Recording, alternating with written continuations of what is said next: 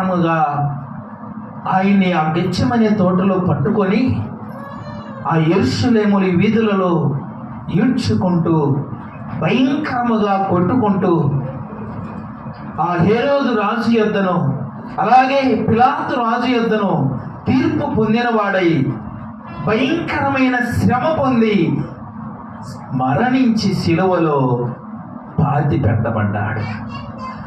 పెట్టబడి సమాధిలో ఉంచబడ్డాడు. సమాధిలో ఉంచబడినప్పుడు ఈ శిష్యులు ఇది గుర్తు చేసుకోవాలి కదా. ప్రభువారు బ్రతికున్నప్పుడు మనతో చెప్పాడు కదా, ఆయన 3వ దినమున పునరుద్ధానుడై లేస్తానని చెప్పాడు కదా అని ఆలోచన వారికి ఉండాలి కదా.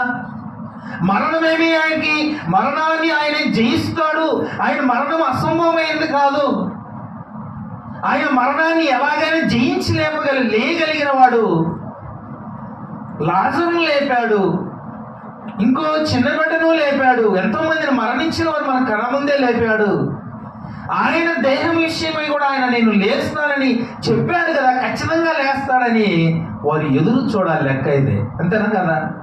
కానీ వారేం చేస్తున్నారంటే ఇలాగూ యేసు ప్రభువారిని శిక్షించి మరణము శిలువకు అప్పగించి ఆయన చనిపోయిన తర్వాత శిష్యులందరూ ఎటోళ్ళంటూ పారిపోయారు.